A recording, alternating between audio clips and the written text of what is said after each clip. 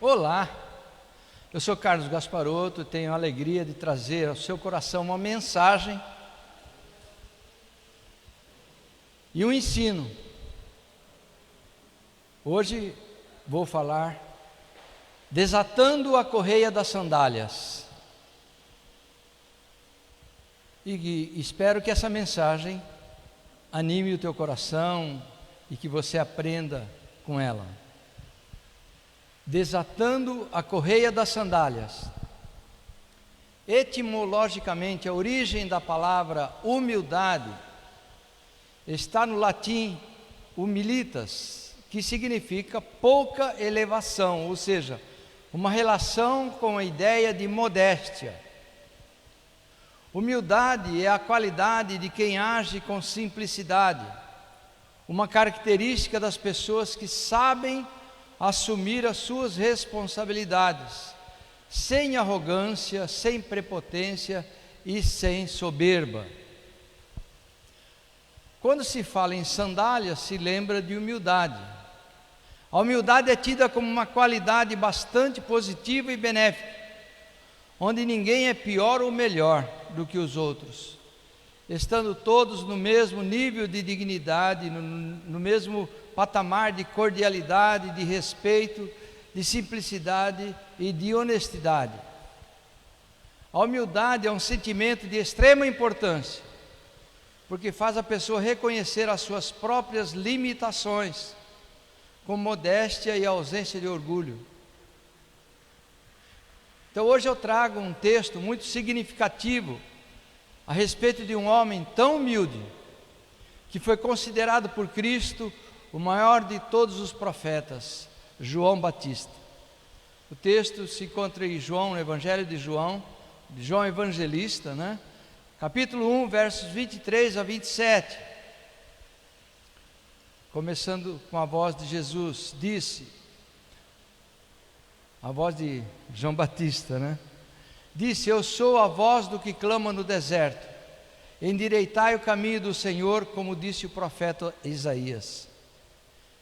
E os que haviam sido enviados eram dos fariseus, e perguntaram a João Batista: por que batizas? Pois se tu não és o Cristo, o Messias, nem Elias, nem o profeta. João respondeu-lhes, dizendo: eu batizo com água, mas no meio de vós está um a quem vós não conheceis. Este é aquele que vem após mim, que é antes de mim, do qual não sou digno de desatar a correia de suas sandálias.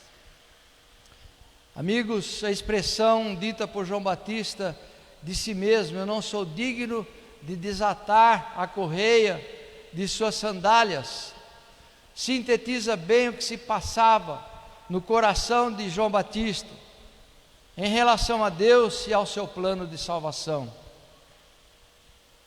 Desatar a correia das sandálias no tempo de Cristo era uma ação reservada exclusivamente aos escravos ou servos de uma casa, de um senhor. Quando das visitas dos viajantes que chegavam com as alparcas repletas de poeira, ocasião em que os servos tiravam as sandálias dos visitantes e lavavam seus pés com água fresca, enxugando-os posteriormente com toalhas limpas. Portanto, João Batista se coloca na situação de um servo, que de tão servo não se considerava digno de retirar as sandálias de seu Senhor. Essa afirmação de João Batista é precedida de uma inquisição dos fariseus a respeito de sua identidade. De imediato, João Batista responde que ele era a voz que clama no deserto. Clamar no deserto é uma expressão de alguém que prega sem púlpito, sem público e sem conforto. João veio de uma família consagrada no altar a Deus, pois era filho de Zacarias, sacerdote, no templo de Jerusalém. Zacarias, o pai de João Batista, era descendente de Arão, irmão de Moisés. Arão e seus filhos foram chamados por Deus para serem sacerdotes, e da maneira como eles foram chamados, se tornaria um padrão para todos os seus descendentes. Vejam Êxodo 28, capítulo 1. Deus falando a Moisés, no Monte Sinai: depois tu farás chegar a ti teu irmão Arão, e seus filhos com ele, do meio dos filhos de Israel, para me administrarem o ofício sacerdotal. Em Êxodo 28, 43, Deus diz: e estarão sobre Arão e sobre seus filhos, quando entrarem na tenda da congregação, ou quando chegarem ao altar para ministrar no santuário, para que não levem iniquidade e morram. Isto será estatuto perpétuo para ele e para a sua descendência depois dele. Portanto, eram ordens válidas para Zacarias e para o próprio João Batista. No capítulo 28 de Êxodo, Deus nomeia 4 ordens sacerdotais, a fim de se revezarem em turnos semanais de ministrações no templo, no santuário. Naquela época, naquele santuário que desmontava a tenda do deserto. No tempo de Davi, em 1 Crônicas 23, 6, diz que Davi repartiu os sacerdotes por turnos, segundo os filhos de Levi, Gerson, Coate e Merari, os 4 turnos mencionados no livro de Êxodo. Em 1 Crônicas 1, 24, relata como no tempo de Davi se organizou o serviço do santuário. Entre os filhos de Eleazar e os filhos de Itamar, foram constituídos 24 turnos de sacerdotes. 24 turnos, cada turno servia durante uma semana, entrando e saindo no sábado. Provavelmente as 4 famílias sacerdotais que regressaram do exílio da Babilônia foram subdivididos, acabando por organizar-se em 24 turnos, como Deus designara originalmente, tomando a designação inicial deles.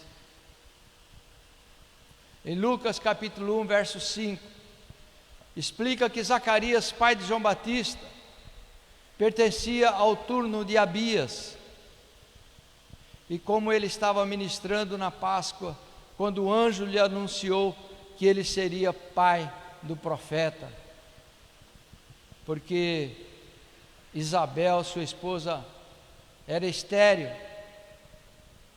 e Zacarias também já era velho para poder ter relações com sua esposa. Então o anjo Gabriel,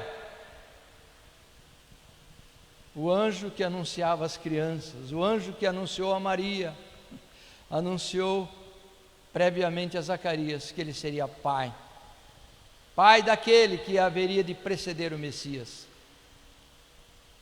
No 1º século de nossa era, o templo de Jerusalém tinha cerca de 3.000 sacerdotes, nesses 24 turnos, 3.000 sacerdotes. Portanto, como o revezamento era semanal, impunha uma espera de cerca de 15 anos para servir no único sábado. Você já imaginou, você como um ministrador de célula, esperar 15 anos para fazer uma ministração?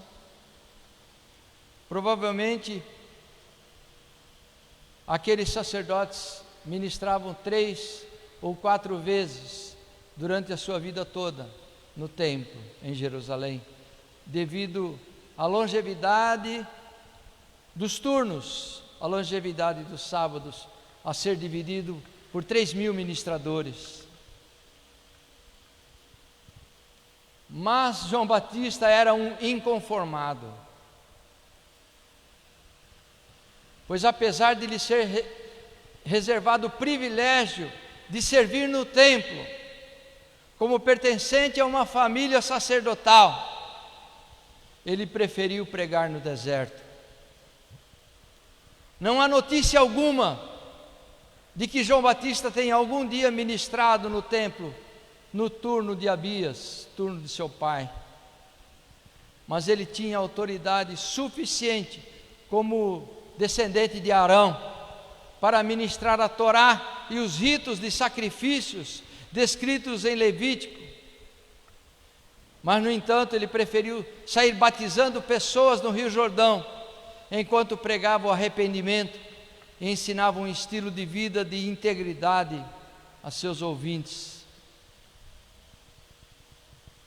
Em Marcos 1,8, João confessa esperançoso: eu em verdade tenho vos batizado com água, ele porém vos batizará com o Espírito Santo, ou com fogo, como diz outro texto.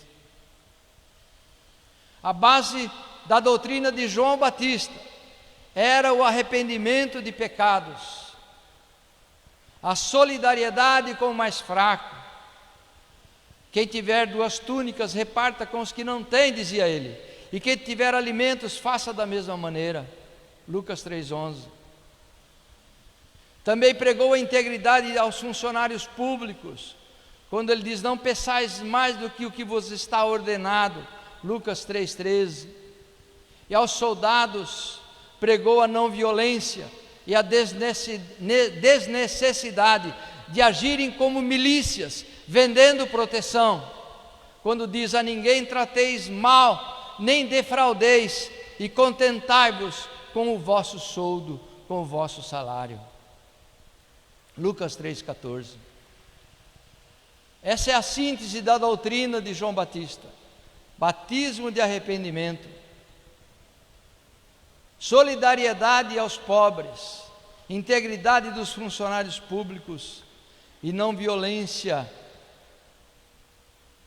ou não agir como milícia para os soldados, para a polícia.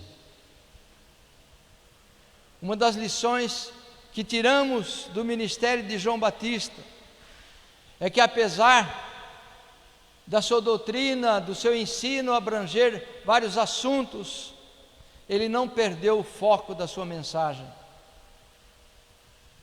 Aprendam com João Batista: nunca percam o foco principal da sua mensagem, porque apesar de aconselhar o povo e os líderes da nação a serem pessoas íntegras e honestas, e a serem solidários com o seu próximo, João Batista é conhecido pelo batismo de arrependimento, que era a sua mensagem central.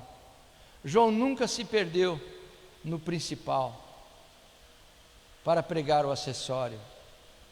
Muitos pastores, bispos, padres, apóstolos de nossos dias perderam o foco da mensagem do Evangelho, seduzidos pela popularidade ou pelo desvio doutrinário. Desviaram-se de pregar o arrependimento mediante a entrega de suas vidas a Cristo, para pregarem a prosperidade nesta terra. Desviaram o foco para pregarem um evangelho social que salva o corpo, mas não salva a alma. Desviaram o foco para pregarem um pretenso evangelho de poder, acentuando apenas os milagres e os dons espirituais que não podem salvar. Por isso podemos, como João Batista e Jesus, que se referiram aos líderes religiosos de seu tempo, podemos chamar muitos pregadores de hoje de raça de víboras, porque instilam o veneno do falso evangelho,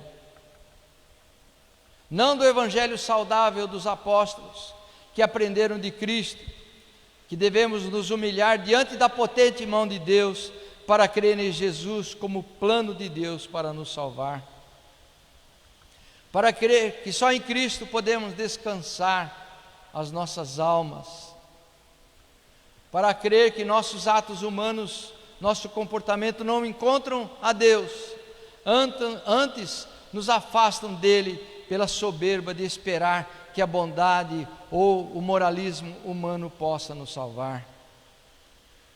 Como disse o apóstolo Paulo em Efésios 2, versículo 9, a salvação não vem das obras, para que ninguém se glorie. Era isso que João estava dizendo quando afirmava que ele veio para endireitar as veredas, para endireitar os caminhos dos homens, porque só anda no verdadeiro caminho, que é Cristo, aquele que crê, aquele que tem a mente renovada pelo Evangelho. Por isso João Batista clamava: eis aqui o Cordeiro de Deus que tira os pecados do mundo. João 1,29. Amigos, não é qualquer evangelho de homens que nos conduz ao verdadeiro caminho, mas somente o evangelho de Deus segundo Jesus Cristo.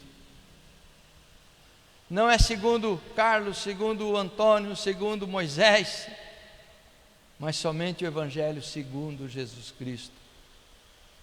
Não é qualquer evangelho de boas obras para pagar a Deus que nos conduz ao verdadeiro caminho,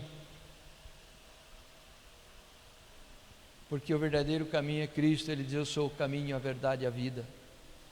Mas somente o evangelho gratuito segundo Jesus Cristo. Não é o evangelho de prosperidade material que nos conduz a Deus, mas somente o evangelho espiritual rico, o verdadeiro tesouro segundo Jesus Cristo.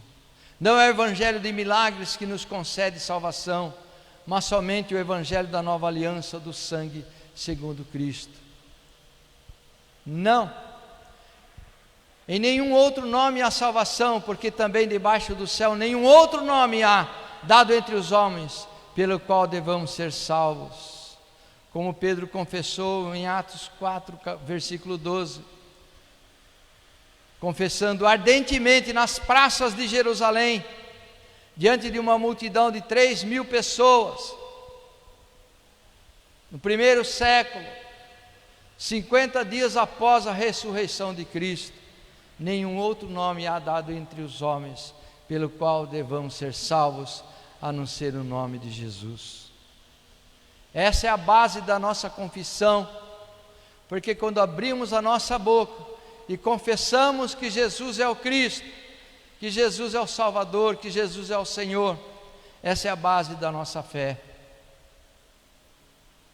Voltando agora a nossa atenção para João Batista, vemos sua humildade estampada em suas declarações contidas no Evangelho de João.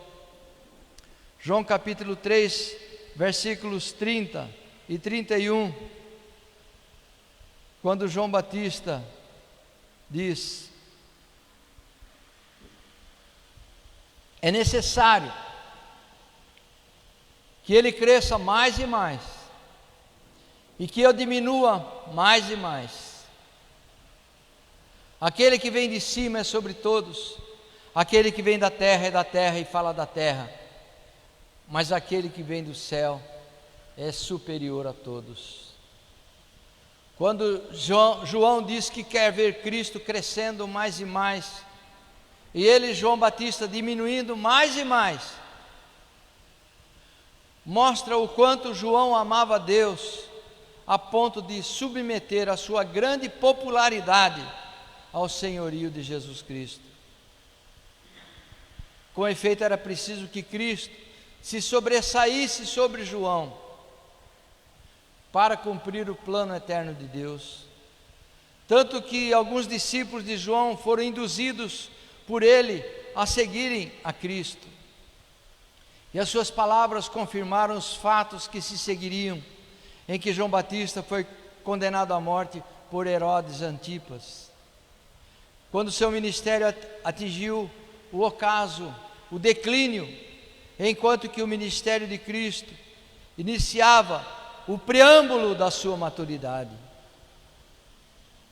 Miguel de Cervantes, romancista castelhano, autor de Dom Quixote de La Mancha, diz: a humildade é a base e o fundamento de todas as virtudes, e sem ela não há nenhuma que o seja. É a base, a humildade é a base e o fundamento de todas as virtudes. Henri Lacordaire, padre dominicano francês, escreveu: o orgulho divide os homens, mas a humildade os une. O orgulho divide os homens, mas a humildade os une. Enquanto estou pregando, os mísseis russos estão caindo sobre a Ucrânia, porque um homem cheio de sede de poder, pois o seu nome representa a própria sede desse poder, Putin, aquele que quer poder, um homem orgulhoso, que divide os homens e mata o seu próximo.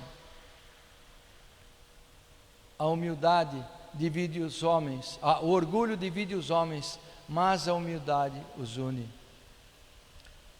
Como João Batista foi humilde a ponto de renunciar-se a si mesmo, apesar de sua grande importância e imensa popularidade diante dos judeus, Cristo o considerou o maior de todos os profetas.